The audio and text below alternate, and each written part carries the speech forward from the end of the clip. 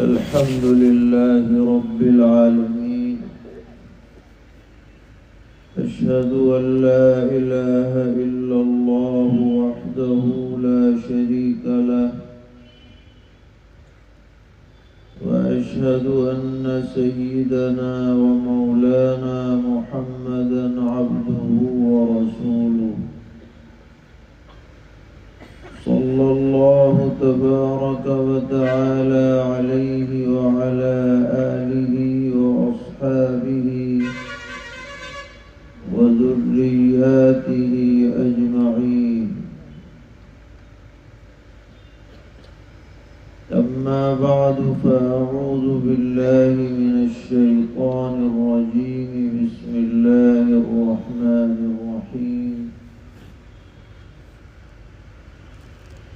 اليوم أكملت لكم دينكم وأتممت عليكم نعمتي ورضيت لكم الإسلام دينا.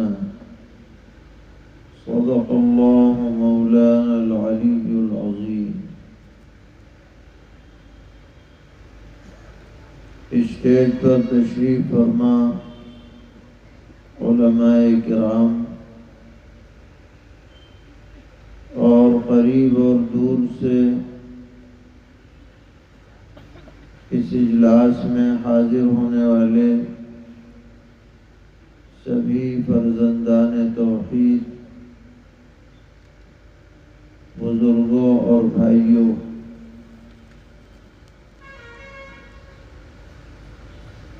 جمعیت علماء آندھرا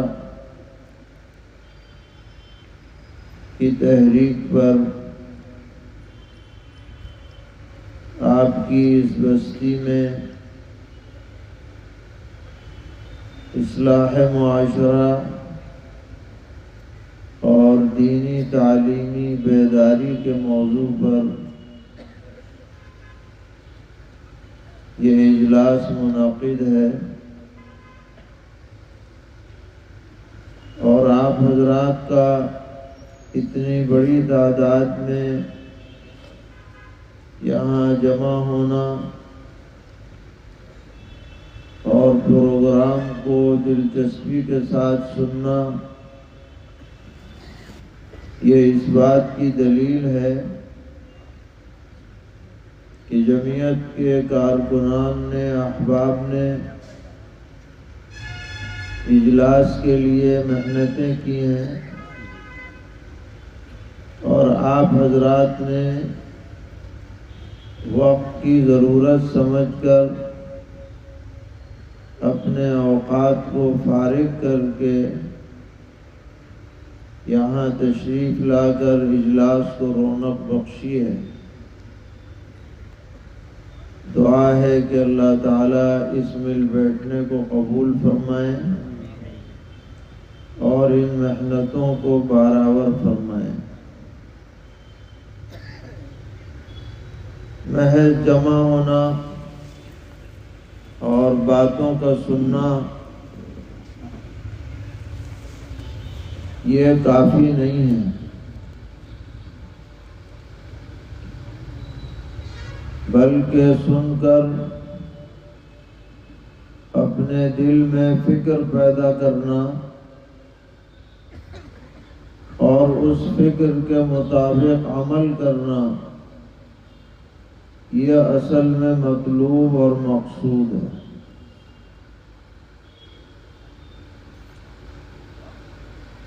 اس لیے ہم سب کو یہ ارادہ اور عزم لے کر یہاں سے جانا چاہیے کہ انشاءاللہ اپنے معاشرے کی اصلاح پر توجہ دیں گے اور دینی تعلیم کو گھر گھر عام کرنے کی کوشش کریں گے۔ یہ دونوں موضوعات بہت بنیادی موضوع ہیں، اس لیے کہ اگر معاشرے میں سدھار نہ ہو اور ہمارا معاشرہ معاشرہ دین کے رنگ میں نہ رنگا جائے تو ہم سچے مسلمان کہلائے جانے کے لائق نہیں ہیں۔ ہمارا اسلام کا دعویٰ اسی وقت درست ہو سکتا ہے جبکہ زندگی کا ہر پہلو اسلام کی روشنی سے منور ہو جائے اور لوگ دیکھ کر کہنے لگ جائیں کہ ہاں بھئی یہ ہیں مسلمان جو اسلام پر عمل کرنے والے ہیں۔ ہمیں ہر وقت اللہ تعالیٰ کا شکر بجا لانا چاہیے کہ اس نے ہمیں ایسے دین سے وابستہ فرمایا جو دین کامل مکمل اکمل ہے، اور ایسا مضبوط اور مستحکم ہے کہ دنیا کی کوئی طاقت اسے بدل نہیں سکتی۔ حتیٰ کہ بڑے سے بڑا مفتی اور بڑے سے بڑا عالم بھی قرآن پاک اور احادیث شریفہ سے ثابت شدہ کسی حکم کو تبدیل نہیں کر سکتا۔ شرح تو کر سکتا ہے، وضاحت بھی کر سکتا ہے، صحیح مطلب بھی بتا سکتا ہے، لیکن حلال کو حرام کر دے یا حرام کو حلال کر دے، اس کا کسی کو حق ہی نہیں، کیونکہ یہ ہمارا دین کسی انسان کا بنایا ہوا نہیں ہے، کسی پارلیمنٹ کا طے کردہ نہیں ہے، کسی پنچایت نے ترتیب نہیں دیا ہے، بلکہ یہ ہمارے خالق و مالک اللہ رب العالمین کی طرف سے طے کردہ ہے۔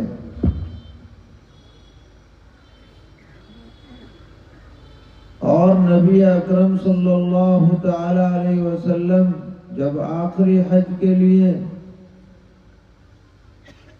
میدان عرفات میں تشریف فرماتے 9 ذی الحجہ کو،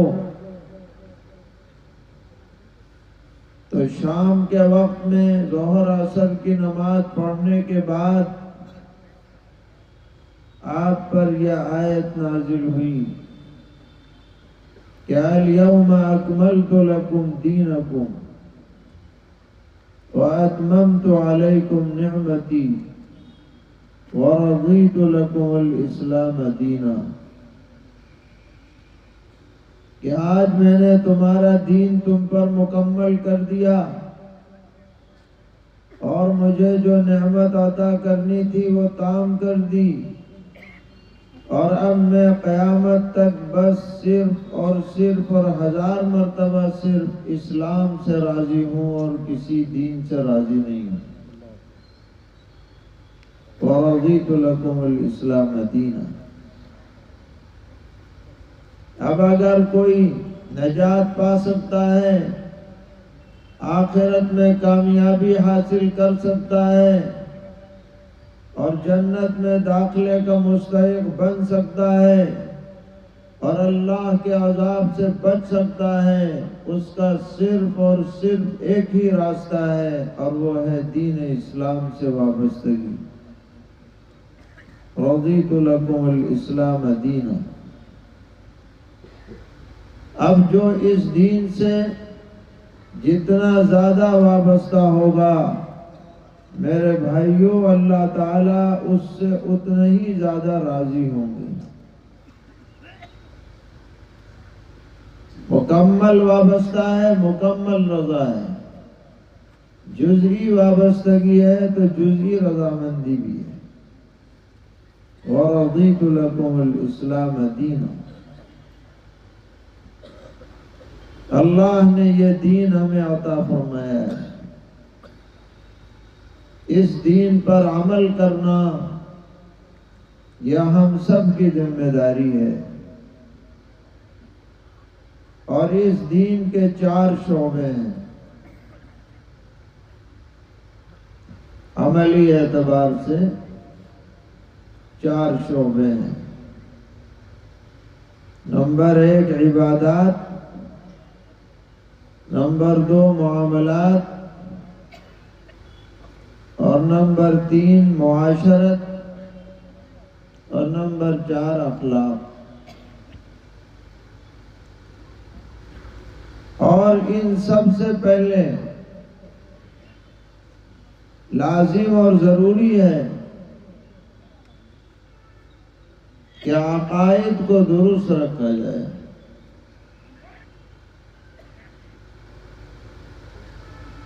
توحید پر کامل یقین ہو، اللہ کو ایک ماننے پر، وحدہ لا شریک لہ ماننے پر، ذات و صفات میں یکتا ماننے پر ایسا مضبوط یقین ہو کہ آدمی جان دینے پہ تیار ہو جائے لیکن توحید چھوڑنے پہ تیار نہ ہو۔ ایسا یقین ہر مسلمان کے بچوں میں، بچیوں میں، عورتوں میں، نوجوانوں میں، بوڑھوں میں، امیروں میں، غریبوں میں، شہریوں میں، دیہات میں رہنے والوں میں، چاہے وہ کہیں کے بھی باشندے ہوں، توحید کے معاملے میں مضبوط ہونا چاہیے۔ یہ نہیں کہ کوئی بھی کچھ کہلوا لے اور آپ کہتے، کوئی بھی کوئی عقیدے کی بات کرے آپ مان لیں، نہیں، ایمان چاہیے لوہا لاٹ، پہاڑ ہٹ جائے لیکن عقیدے میں کمی نہ آئے۔ رسالت پر یقین ہو کہ اللہ تعالیٰ نے میسنجر بھیجے ہیں، رسول بھیجے ہیں اپنا پیغام لے کر، اور ان رسولوں کے سلسلے کو ختم کرنے والی ذات خاتم النبیین حضرت محمد مصطفیٰ صلی اللہ تعالی علیہ وسلم کی ذات علی ہے۔ آپ پر نبوت کا دروازہ بند ہو چکا ہے، اب قیامت تک کوئی نیا نبی نہیں آنے والا ہے، اس پر یقین ہو، اور یہ بات بچے بچے کو پتا ہو، کوئی اس میں شک اور شائبہ اور شبہ نہ ہو۔ فرشتوں پر یقین ہو، قرآن پر یقین ہو، قرآن کی باتوں پر یقین ہو، تقدیر پر یقین ہو، آخرت پر یقین ہو، جنت جہنم پر یقین ہو، میدان حشر کے حالات پر یقین ہو۔ یہ عقائد ہیں، ان کو کہا جاتا ہے مومن بھی، جن پر ایمان لانا ضروری ہے۔ یہ معلومات ہر مسلمان کو رہنی چاہیے۔ اگر عقیدے میں خلل آ جائے گا تو اعمال بھی اللہ کے دربار میں قبول نہیں ہوں۔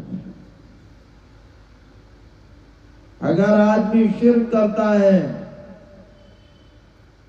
اور اس کے بعد نماز بھی پڑھتا ہے تو اگر دل کے اعتبار سے مشرک ہے تو نماز قبول نہیں، کیونکہ ایمان لازم ہے۔ کسی بھی عبادت کی قبولیت کے لیے ایمان لازم ہے۔ اصلاح معاشرہ کا پہلا عنوان یہ ہے کہ معاشرے سے بد عقیدگی کو دور کیا جائے، ایمان مضبوط رکھا جائے، مضبوط کیا جائے۔ پھر 4 شعبوں کا نمبر آتا ہے، عبادات۔ عبادات میں نمبر 1 پر ہے نماز، جو ہر مسلمان مرد و عورت پر دن میں 5 مرتبہ فرض ہے، حسب شرائط، طہارت کے ساتھ، کامل وضو کے ساتھ۔ غسل واجب ہو تو غسل کر کے، بدن بھی پاک ہو، کپڑے بھی پاک ہوں، جگہ بھی پاک ہو۔ اور ظاہر ہے کہ نماز کی ادائیگی نہیں ہو سکتی جب تک کہ نماز کے ضروری مسائل آدمی نہ جانے۔ کیا شرائط ہیں، کیا ارکان ہیں، کیا واجبات ہیں، کیا سنتیں ہیں، کیا طریقہ ہے، جانے بغیر آدمی نماز نہیں پڑھ سکتا۔ نماز پڑھنی ہے، جان کر پڑھنی ہے، سمجھ کر پڑھنی ہے، بیگار نہیں ٹلنی کہ بس آ گئے، الٹا سیدھا وضو کیا اور نیت بھی صحیح طرح کی یا نہیں کی اور شروع ہو گئے اور دم دم نماز پڑھ لی۔ اللہ کو یہ نماز پسند نہیں ہے۔ نماز پورے اہتمام سے ہونی چاہیے۔ قرآن پاک میں جہاں نماز کی تاکید ہے وہاں اقیموا الصلاۃ کا لفظ آیا ہے۔ یہ نہیں کہ پڑھو نماز، بلکہ نماز قائم کرو۔ اور علماء فرماتے ہیں اقامت صلاۃ کا مطلب ہے تمام شرائط و آداب کے ساتھ نماز پڑھو۔ تو نماز کی پابندی ہونی چاہیے۔ مرد حضرات جماعت سے مسجد میں تکبیر اولیٰ کے ساتھ نماز پڑھیں۔ باشعور بچوں کو نماز کا پابند بنائیں۔ پورا مسلم معاشرہ نمازی ہونا چاہیے۔ قرآن کہتا ہے ان الصلاۃ تنہی عن الفحشاء والمنکر، نماز روکتی ہے بے حیائی کی باتوں سے اور گناہ کی باتوں سے۔ ظاہر کا اثر آدمی کے باطن پر پڑتا ہے۔ اگر آدمی ظاہر میں پاک رہے گا تو اس کا دل بھی پاک رہے گا۔ آج پاک نہیں ہے تو کل پاک ہو جائے گا۔ اور اگر اوپر غلاظت ہے، ناپاکی ہے، اس میں اس کا وقت گزر رہا ہے تو اندر بھی اس کے اثرات، برے اثرات پہنچیں گے۔ اسی لیے حدیث میں فرمایا گیا کہ جو آدمی غسل واجب ہونے کے باوجود غسل نہ کرے، جنوبی پھرتا رہے اور وہ کسی گھر میں رہے تو اس گھر میں رحمت کے فرشتے نہیں آتے، نحوست ہے۔ تو ظاہر پاک ہوگا، اندر بھی پاک ہوگا۔ آج ہم نماز کی پابندی کریں، شرط ہے، آداب و شرائط سے نماز پڑھیے، اللہ تعالیٰ بڑے بڑے گناہوں سے بچنے کی توفیق عطا فرما دیں گے۔ قرآن کہہ رہا ہے ان الصلاۃ تنہی عن الفحشاء والمنکر۔ تو آج ہم یہ ارادہ کریں کہ نماز پابندی کے ساتھ ادا کریں گے، گھر میں بچوں کو، عورتوں کو نماز کا پابند بنائیں گے، ماحول نماز کا بنائیں گے کہ بھئی انشاءاللہ کوشش کریں گے۔ یہ نہیں کہ خالی جمعہ پڑھو۔ بعض لوگ کہتے ہیں کہ جی ہم تو بڑے نمازی، کوئی جمعہ نہیں چھوٹا۔ تو ہم کہا کرتے ہیں کہ جمعے سے زیادہ بڑا فرض فجر، ظہر، عصر، مغرب، عشاء ہے۔ ایسا کیوں کہ جمعے کی تو چھوٹ ہے، عورتوں پہ جمعہ نہیں، غلاموں پہ جمعہ نہیں، مسافروں پہ جمعہ نہیں، بیماروں پہ جمعہ نہیں، جیل والوں پہ جمعہ نہیں، مگر فجر، ظہر، عصر، مغرب، عشاء یہ تو ہے کہ بھائی کھڑے ہو کے نہ پڑھو، بیٹھ کے پڑھو، بیٹھ کے نہ پڑھو، لیٹ کے پڑھو، اشارے سے پڑھو، مگر چھوٹ نہیں ہے۔ جمعے کی تو چھوٹ بھی ہو جاتی ہے، بدلے میں ظہر پھر بھی پڑھی جائے گی۔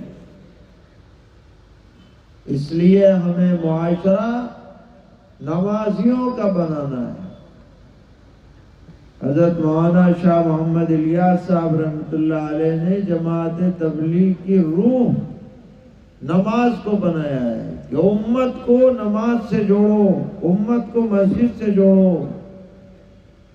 امت کو اللہ کے دربار سے جوڑو، تاکہ یہ امت حقیقی معنی میں امت بنے۔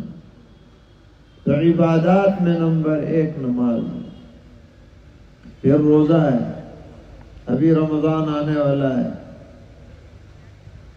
اس کے بڑے فضائل ہیں، چھوڑنے پر بڑی وعیدیں ہیں۔ پھر زکوٰۃ ہے، جن کو اللہ نے مال دیا ہے نصاب کے بقدر 40واں حصہ اپنے بھائی بندوں پہ لگائے۔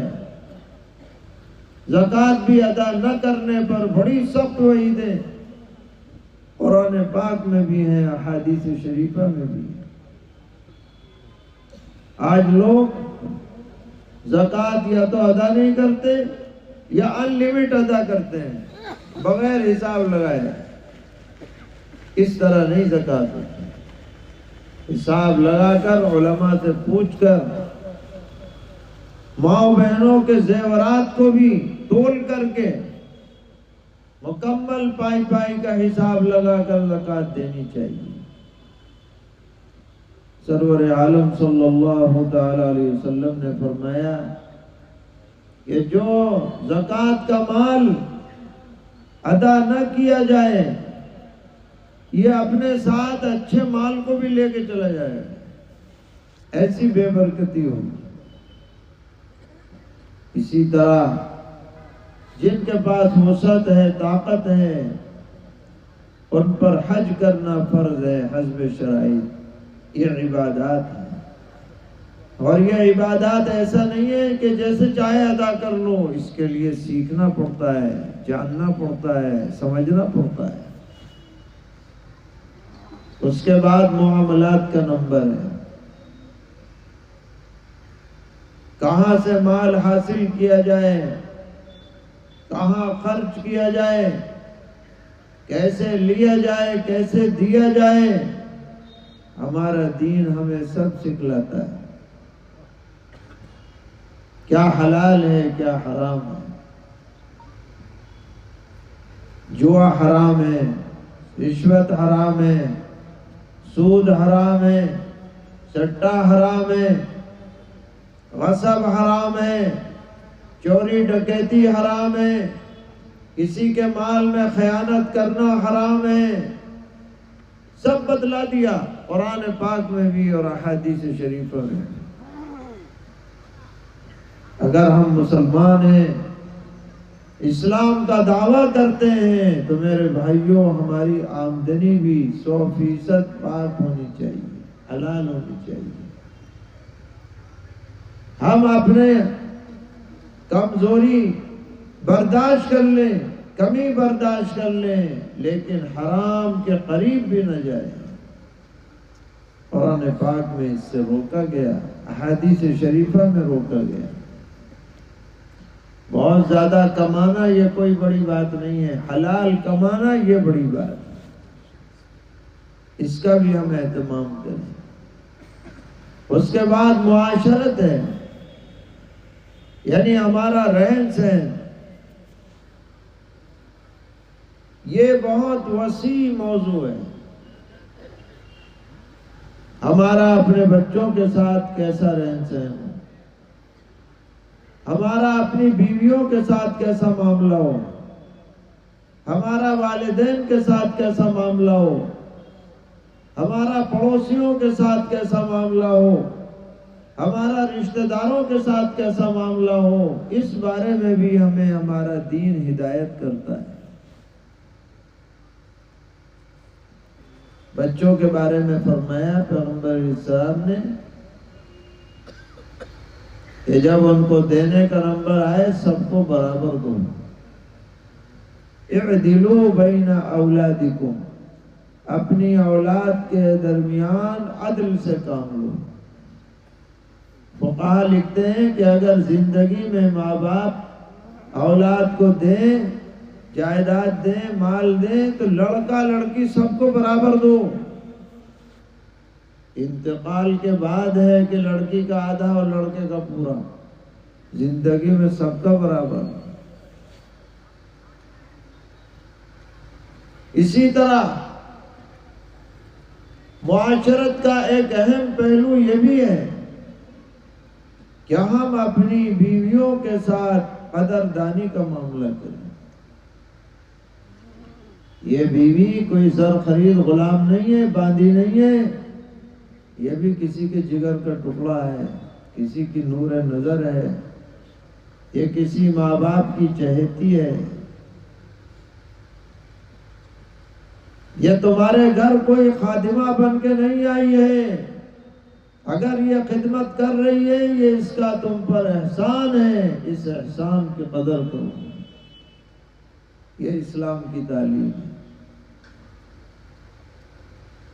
اگر آدمی اپنے گھر والوں کی قدر کرے گا اور گھر والے اپنے شوہروں کی قدر کریں گے تو گھر جنت نظیر بن جائے گا، اور اس گھر میں پروان چڑھنے والے بچے اور بچیوں کے اندر اچھے آداب آ جائیں گے، اچھے اخلاق آ جائیں گے۔ اور اگر میاں بیوی میں حقوق کی ادائیگی میں کوتاہی ہوگی تو سب سے برا اور منفی اثر بچوں پر پڑتا ہے، جو ماں باپ کی لڑائی کی وجہ سے بد اخلاق ہو جاتے ہیں، طرح طرح کی خرابیوں میں مبتلا ہو جاتے ہیں۔ اسی طرح معاشرے کی بھلائی کی باتوں میں سے یہ بھی ہے کہ ہماری جو تقریبات ہیں وہ شریعت سنت کے مطابق ہوں، فضول خرچیاں نہ ہوں، شادیوں کو اپنے لیے زحمت نہ بنایا جائے، رحمت بنایا جائے۔ آج شادیوں کو لوگوں نے بوجھ بنا لیا،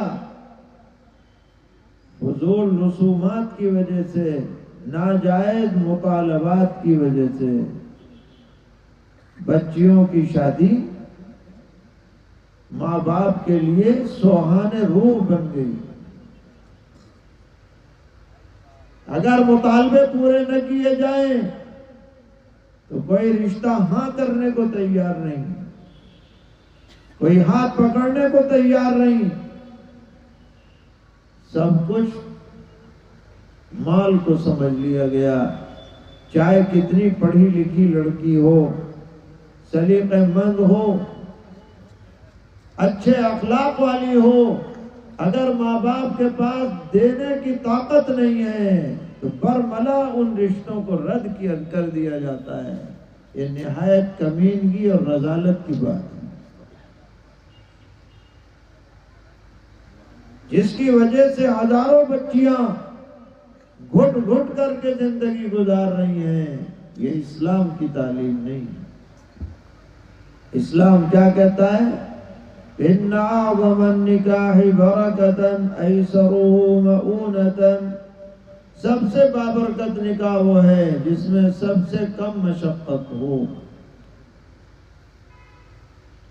تو آج ہمیں اپنے گریبان میں جھانکنا ہے کہ ہم دعویٰ کرتے ہیں اسلام کا اور ہمارا عمل غیروں کے مشابہ ہے۔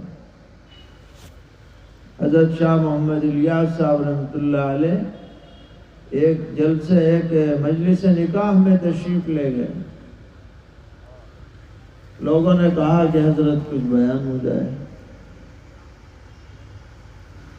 حضرت کھڑے ہوئے، فرمایا کہ بھئی آج شادی ہے. شادی فارسی کا لفظ ہے، اس کے معنی خوشی. دنیا کی سب سے بڑی خوشی جو ہے نکاح کو مانا گیا ہے، تو اس کا نام ہی رکھ دیا شادی، کہ آج شادی یعنی خوشی. اور آج آپ نے پوری کوشش کی ہوگی کہ کوئی شخص آج ناراض نہ رہے، کیونکہ شادی. داماد بھی ناراض نہ رہے، بہنوئی بھی ناراض نہ رہے، پھوپھا بھی ناراض نہ رہے، چچا بھی ناراض نہ رہے، تایا بھی ناراض نہ رہے، رشتہ دار کوئی بھی ناراض نہ رہے، اور میاں پڑوسی بھی ناراض نہ رہے، سب خوش ہو جائیں. آج شادی. اور ہمارے یہاں گاؤں میں بچپن میں ہم نے دیکھا کہ جب بارات آتی تھی تو جو صفائی کرمچاری تھے وہ پھاٹک بند کر لیتے تھے. اب بارات باہر کھڑی ہے، اب مول تول ہو رہا ہے، اتنے پیسے دو تو گیٹ کھلے گا. اور گھر کا مالک دیکھتا رہتا تھا، ہنستا رہتا تھا. اگر کسی اور دن یہ گیٹ بند کر دیتے تو اتنی پٹائی ہوتی کہ یاد رکھتے. آج چپ ہیں. کیوں؟ آج شادی ہے، کہ بھئی ان کا بھی وقت آتا ہے، خوشی ہے. آج یہ بھی ناراض نہ ہو، صفائی کرمچاری بھی ناراض نہ ہو. حضرت نے فرمایا بھئی سب کو خوش کر دیا تم نے. بہن بھی خوش، بھائی بھی خوش، فلاں بھی خوش، فلاں بھی خوش، چھوٹے بھی خوش، بڑے بھی خوش. یہ بتاؤ کہ اس شادی میں اللہ رسول کو خوش کیا کہ نہیں کیا؟ یہ بتاؤ. اگر شادی میں ساری دنیا خوش ہو جائے لیکن اللہ رسول ناراض ہو جائے، قسم کھا کے کہہ سکتے ہیں کہ وہ شادی نہیں ہے، بربادی ہے. اور اگر ساری دنیا ناراض ہو جائے لیکن اس شادی سے اللہ رسول خوش ہے، وہ شادی حقیقت میں شادی ہے. اللہ رسول کب راضی ہوں گے؟ جب نکاح مسجد میں ہو، جب کوئی جہیز کے نام پر مطالبہ نہ ہو، جب کوئی گانا باجا نہ ہو، جب کوئی ویڈیو تصویر کشی نہ ہو، جب کوئی بے پردگی نہ ہو، جب کوئی ایسا کام نہ ہو جو شریعت میں ناجائز ہے، جب اللہ رسول راضی ہوں گے. اس کے بغیر راضی ہونے کا سوال نہیں. تو یہ معاشرت ہے، اس معاشرت کو درست کرنا دین کا حصہ ہے. یہ بھی خالی نماز روزہ دین نہیں ہے، یہ سب چیزیں بھی دین ہیں. اور چوتھا شعبہ ہے اخلاق. ہمارے اخلاق درست ہیں، ہم سچ بولنے والے ہوں، ہماری زبان سے گالم گلوچ نہ نکلے، غیبت نہ ہو، بہتان نہ ہو، ہمارے دل کے اندر امانت داری ہو، وفاداری ہو، عہد کی پاسداری ہو. اچھے اخلاق ہمارے ہر پہلو سے نمایاں ہوں. یہ ہمارا دین ہمیں سکھلاتا ہے. اور ان چاروں شعبوں سے متعلق علم حاصل کرنا بقدر ضرورت ہر مسلمان پر فرض ہے. بچہ ہو یا بچی، چھوٹا ہو یا بڑا، مرد ہو یا عورت. بغیر سیکھے آدمی دین پہ عمل نہیں کر سکتا ہے. نبی اکرم علیہ السلام نے فرمایا طلب العلم فریضۃ علی کل مسلم. علم کا سیکھنا ہر مسلمان پر فرض ہے. تو ہم اس سے منع نہیں کرتے کہ آپ بچوں کو اسکول میں پڑھائیں، کالج میں پڑھائیں، ٹھیک ہے، دنیا کی ضرورتیں ہیں، آپ پڑھائیں. پڑھا بھی سکتے ہیں، لیکن جو دین ہماری آخرت کی کامیابی کے لیے لازم اور ضروری ہے اور دنیا میں بھی امن و عافیت کا سبب ہے، اس سے ہمیں روگردانی ہرگز نہیں کرنی چاہیے۔